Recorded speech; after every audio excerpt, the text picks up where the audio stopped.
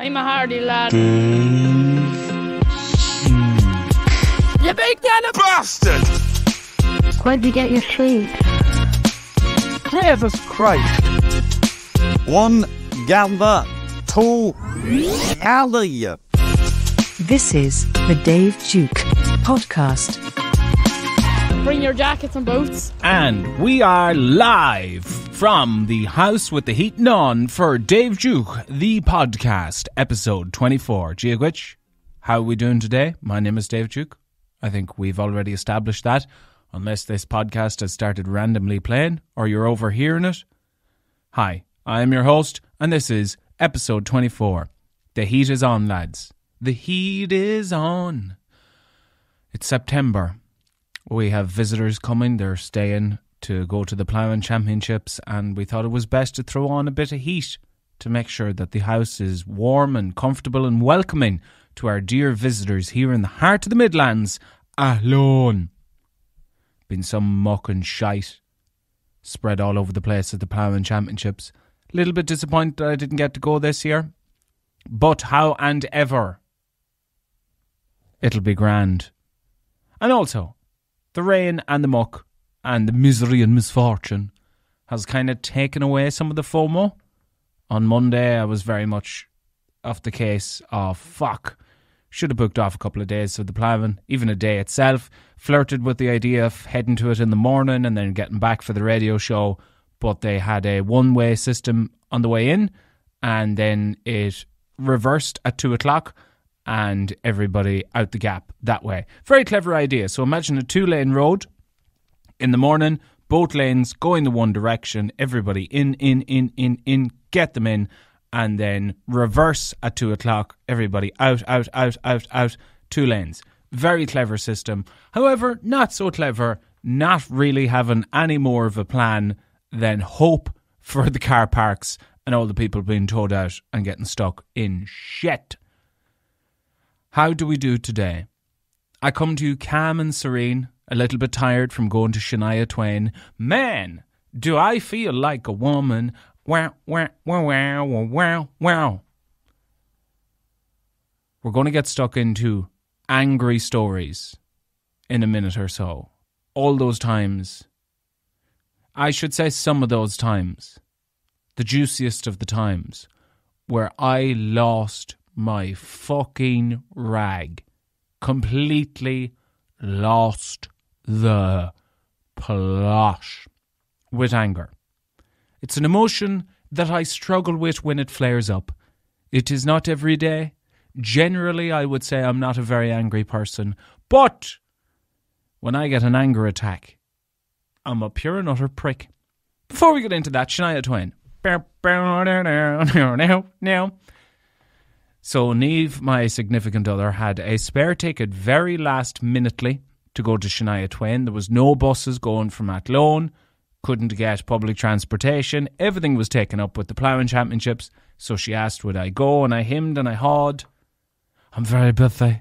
I'm a very busy boy. I can't be swanning off to Shania Twain of a random Tuesday. How and ever. I accepted the offer and I said, I'll drive, I won't drink, I'll be airport dad. Do you know what an airport dad is?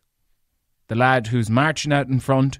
He's the lad who's carrying all the passports. He's the lad who gets no enjoyment out of the trip. He is there for a purpose. He is there for logistics only. So I took on the persona of airport dad. As a man, I fucking love having a purpose. I'm not one to be standing round at a show, to be standing round enjoying myself. I enjoy having a purpose. There's a reason why I don't go out that often when I'm not DJing, is because I feel I don't have a purpose. And then I might drink a little bit too heavily to keep myself merry and recreational cigarettes. A man has to have a purpose in this life. If he doesn't have a purpose, of what use or good is he? And that is what I envisioned and encapsulated. These are all fucking big words that I don't think I'm using in the correct way, but I do like saying them. So I took on that persona. Airport dad, I'm here for logistics, I'm here for parking, I'm not here to fully enjoy myself. I'll queue up at the bar for drinks, I'll carry the coats, I will do security. Don't you think I'm going to Shania Twain to let my hair down?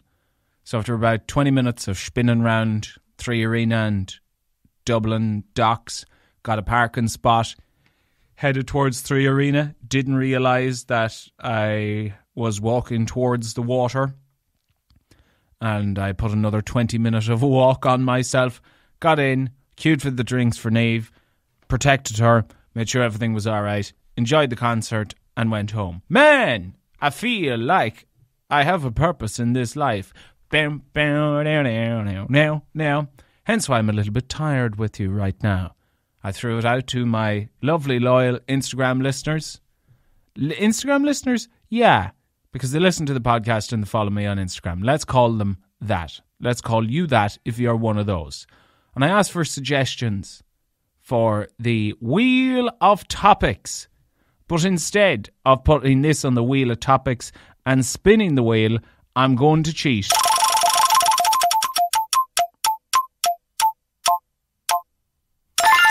And use Anne-Marie's topic straight up for the topic of today's podcast episode. The angriest you have ever been. Think about that yourself for a moment. Is there a day or a particular incident in time that jumps out to you? How angry were you? Why were you angry? Who were you angry with? I, on most occasions, when I am angry, it is at myself. I have done something stupid. I've rubbed a car wheel up against a curb and destroyed it. I've fucked up my dinner. I have drank too much and made a fool of myself, and I am angry at myself the next day. I've forgotten someone's name. It's usually self-anger. But there are times where someone else makes you angry. There was an incident a few years ago, a mate of a mate, who I know now and he has settled down a little bit. But a mate of a mate was a fucking head case for a while. There was no rhyme or reason to anything he ever done. He was a little bastard. We used to live in Kinloch at the time, and the second angry story relates to that particular house as well, but let's go with the first. This lad got lifted by the guards of a night out. Drunk and disorderly, being an obnoxious prick, he was lifted and put in a cell. And the only way they were going to let him out of the cell was if somebody went in, lifted him, signed him out essentially. My mate pleaded with me, let's call this fella Seamus. Seamus is in the cell. He can't get out. Will you please drive in and we'll bail him out? Right, let's do that. Seamus is in the cell. My mate is on the tear. He's drunk. He's not going to drive in, or else both of them are going to be in a cell. I don't particularly like Seamus. I think he's a bit of a fucking bollocks. But for my friend, we'll bail out Seamus. He's a friend of a friend. A friend of a friend is mine. Any enemy of my friends is my friend's enemy. You know that saying. I don't need to go over it again because I don't fucking remember it. In we go. Into the guards. Explain who I am. Explain what we're there to do. We're getting Seamus out. Give me the form. I'll sign it. Have a chat with the guard. There's no hard feelings. Seamus gets into the back of the car. He's laughing. He's not fairly fucking thankful. I'm thinking, Seamus, you little bollocks. It's 3:30 in the morning and I'm in here getting you out of a guard the cell to bring you home, and you don't even have the decency to say, hey man, thanks for that. We drive to the next town. We are slowly going through the town at about 40 kilometres an hour.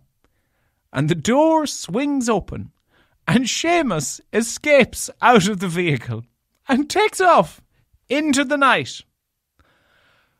I took on the persona of a guard who had a prisoner who escaped. I wasn't thinking logically at the time The logical thinking would have been, Ara, fuck him. Fuck you, Seamus. Off with you.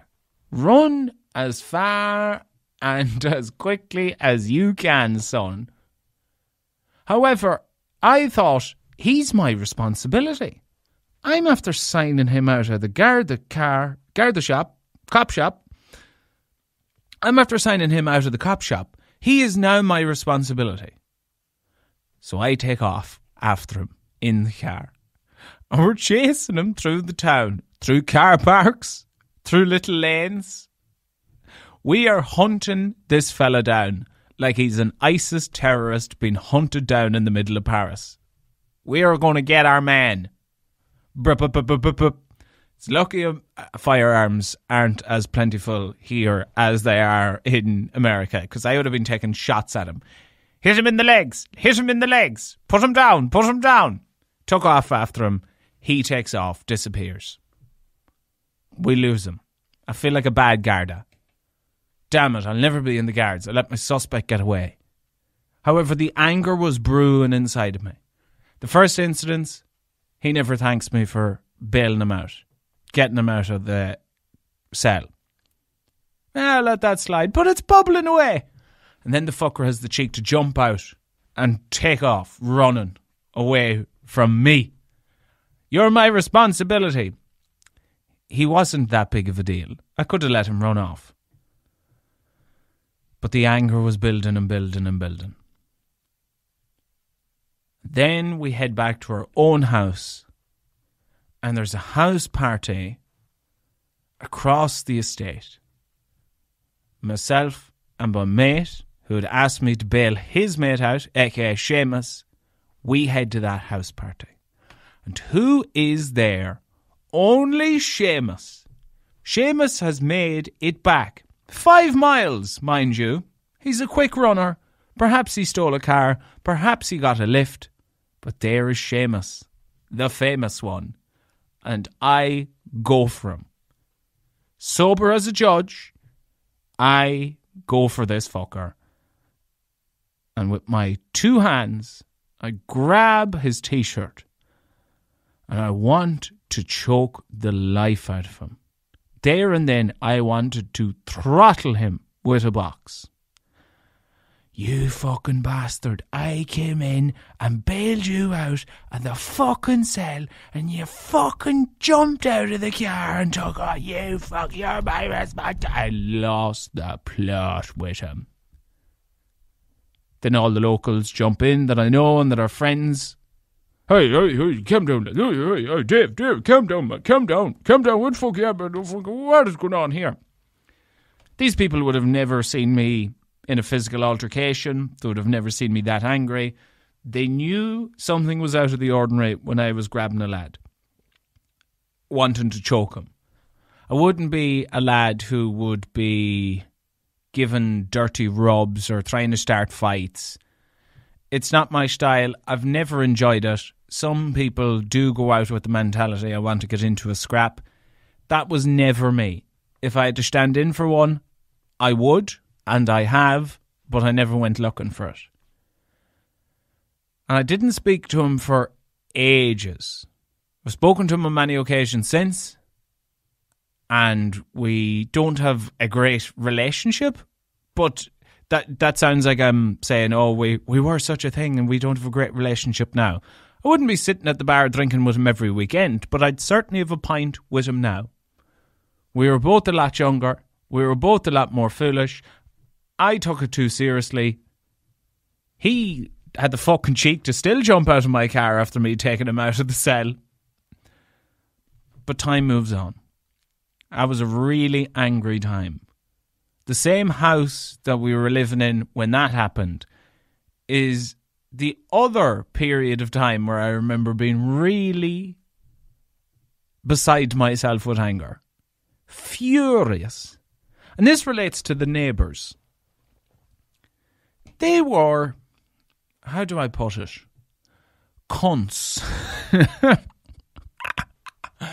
I think that's the most eloquent way of putting how our neighbours acted towards us. We were 2 lads in our early 20s. bit of a bachelor's pad. Misses at the time. But it was still like a bachelorette-esque. A few bottles of beer in the evening, fire on, throw on a film. Are you making popcorn? Yeah, why not? Throw her on there. Not going to bed until about 3 o'clock in the morning. Toast for breakfast at 1 p.m. It was one of those pads. It was a great time. No money, only to pay the rent, and barely at that. And just two lads living at large. He had a job, I was on the dole, done a bit of DJing at the weekends, had a few house parties. Away you go. I was living my college life again.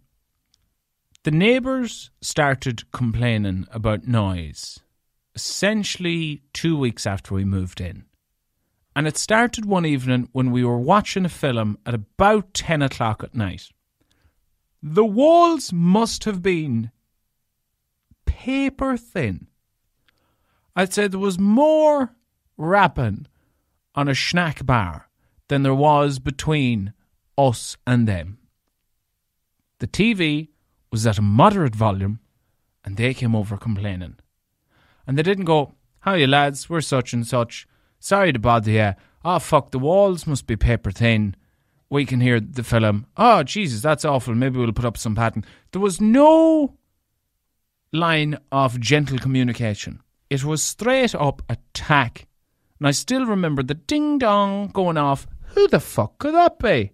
Maybe it's our neighbours welcoming us into the neighbourhood. It was not. And from that day, the war started.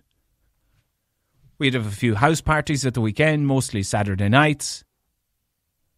They would be complaining earlier and earlier. Every time we'd a few over, there was a bit of noise in the house. It got really bad.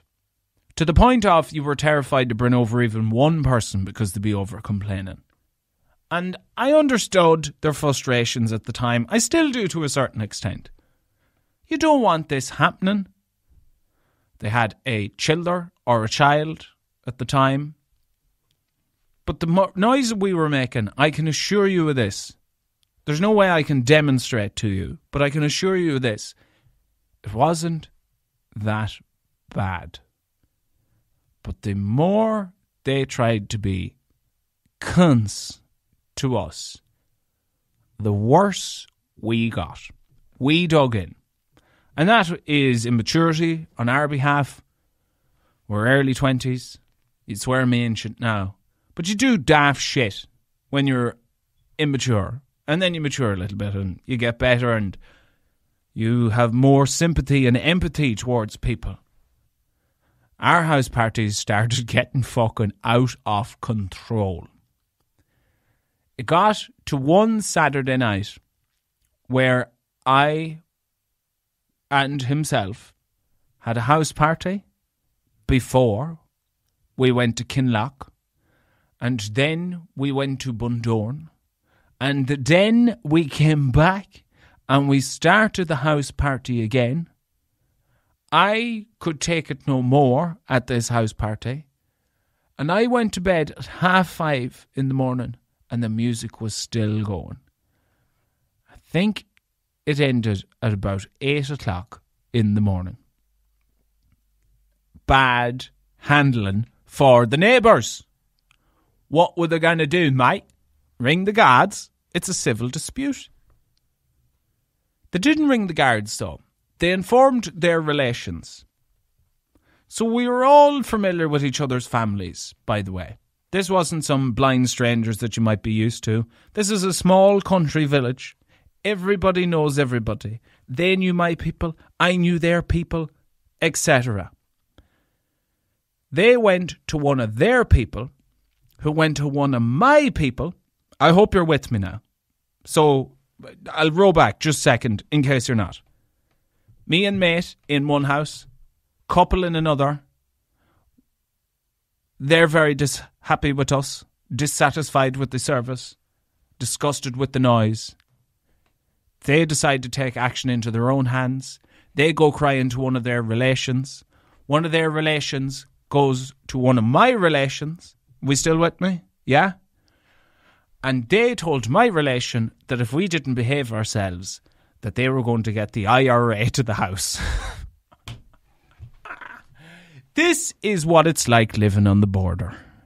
People threaten the IRA, even though they might have fucking nothing to do with the Irish Republican Army.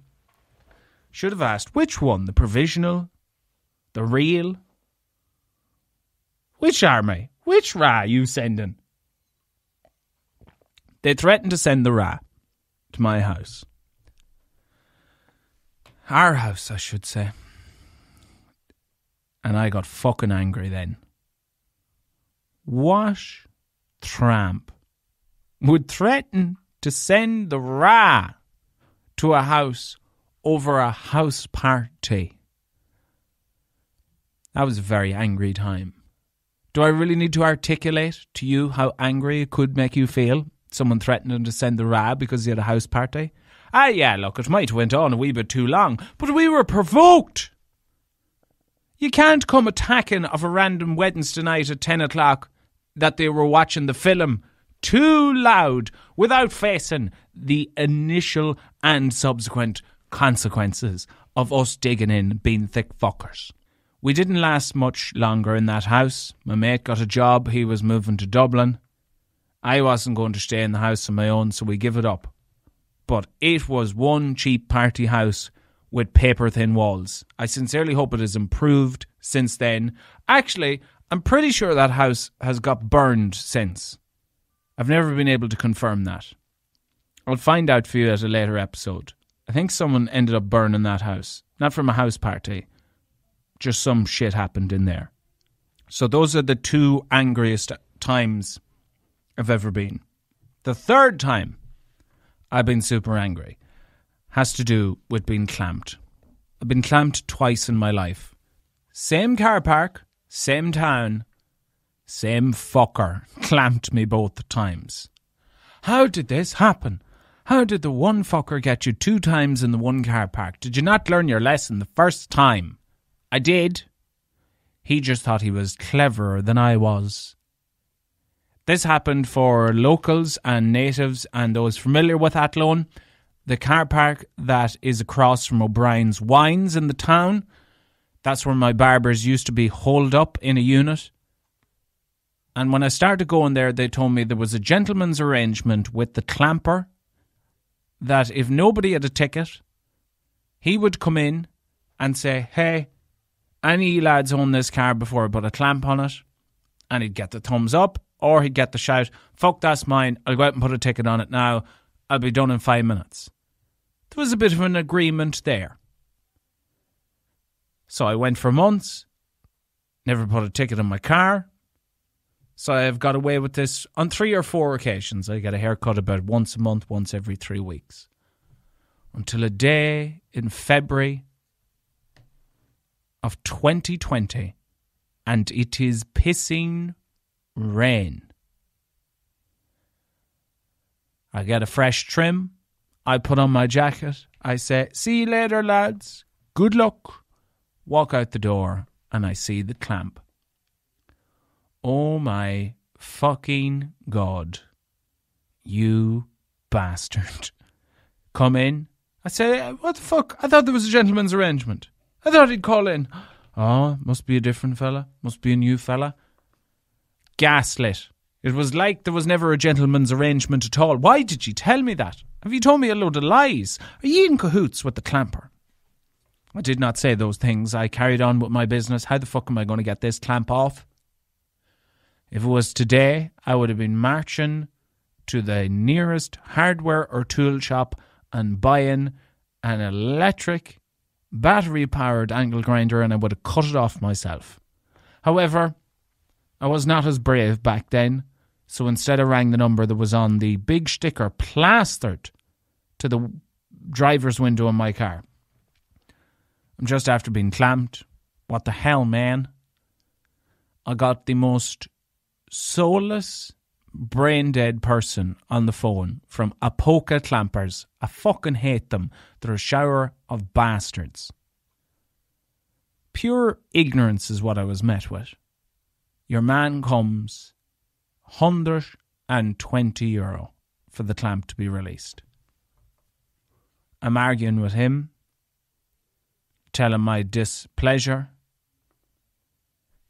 What the hell? One word borrowed another. I give him the money. He released the clamp. I thought, you bastard. I'm going to get you in the long grass. I don't know how. I don't know why. It won't be physical, but I'm going to get you. However, it was he who got me. Another day it was pissing rain. And in this car park, there are some spaces where the front of the car is hard to access. So there's bushes on the front.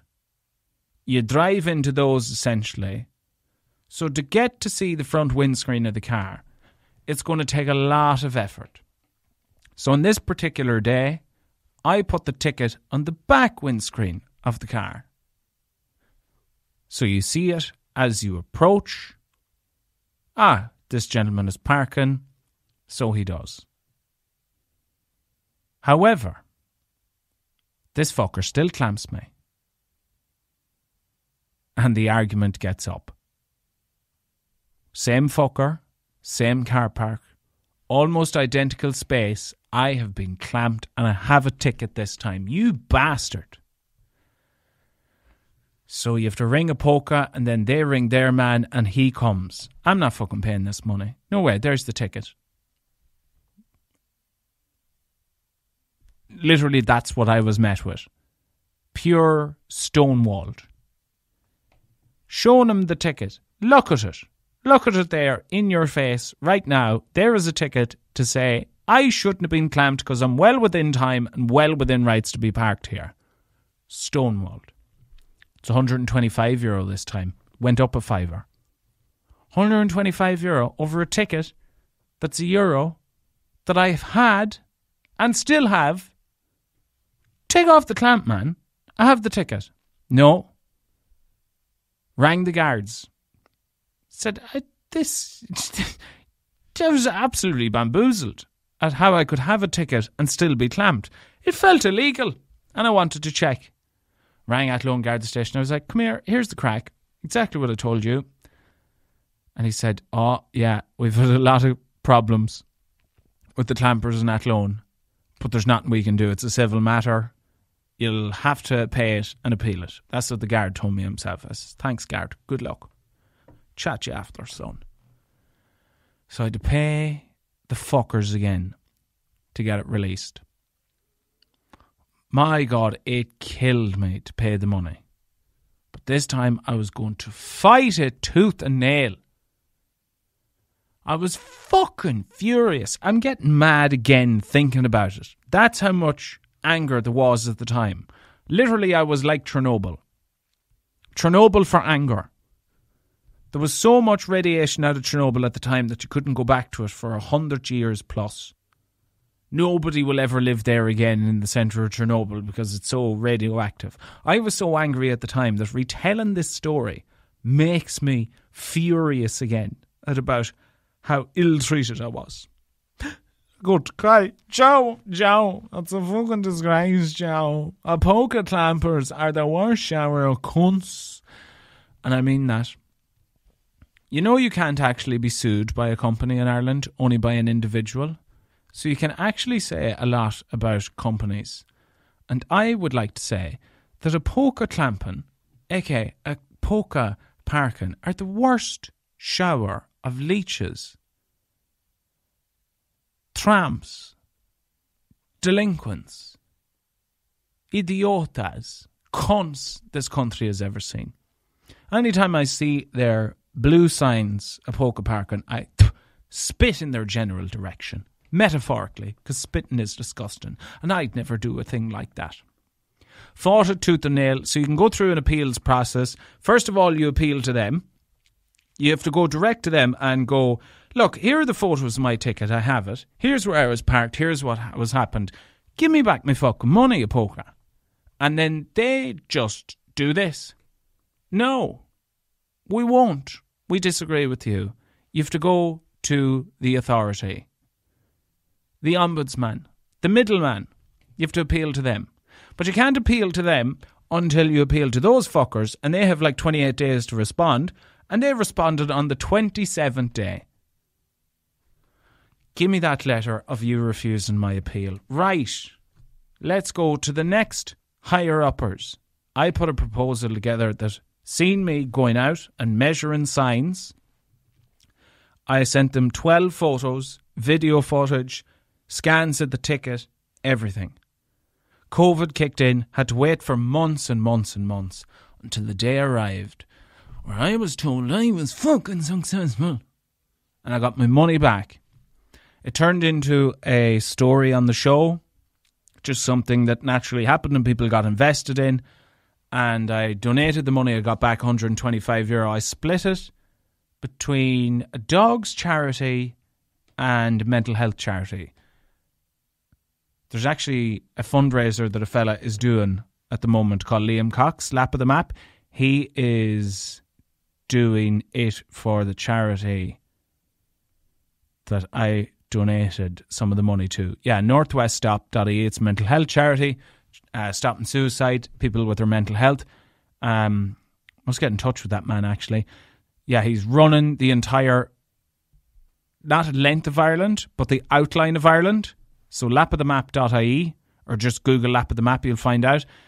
Split the money between a dog's charity in Galway and give money to Northwest Stop when I got the clamping back. It became more about beating the clampers than it actually got about. Became more about beating the clampers than me getting my money back. But we got it back. So, fuck a poke of clamping. Fuck a poke of car parks. He fucking shower wankers. And anytime I see their signs popping up in a new car park, I get so disgusted. Why would you bring those vermin into your life? God, I'm an angry man, haven't I? Me telling you I'm calm and serene and lovely about everything. Oh my God. I'm so... Look after your mental health, guys. Oh my God. Hey, don't let anyone get you down. Here's me losing the rag about clampers. Time for today's Gospel.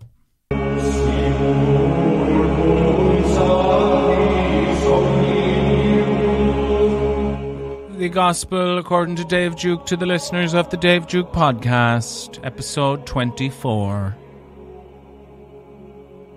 Gospels are usually preachy, and this one is going to be no different. Drink more water. Are you drinking enough water? Are you sure? Oh, it's very difficult and I'm running to the toilet all the time. The benefits of drinking more water versus the negatives are vastly superior.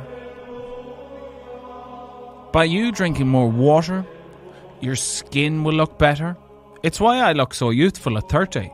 I have beautiful skin. My eyes thank me every time I drink a glass of water.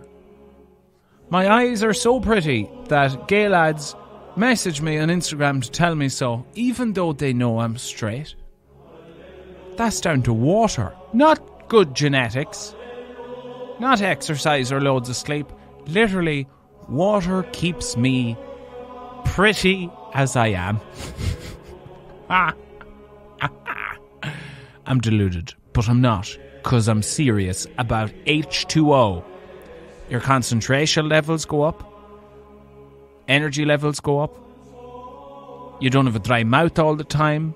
Your hangovers aren't as bad. You're more productive. You don't feel as bloated. Water. Drink more. Please. That is the Gospel according to Dave Duke. He loves water. Well, this is where we must conclude episode 24 of the Dave Duke Podcast. I've been Dave Duke. Thank you very much to the 200 people who have taken their beautiful thumb or index finger and decided to give this podcast 5 stars. 200 people. Just picture 200 people in a room and they're all going 5 stars. If you're one of them, thank you. If you're not one of them yet, you can do so now. And if you want to give it 4 stars, don't.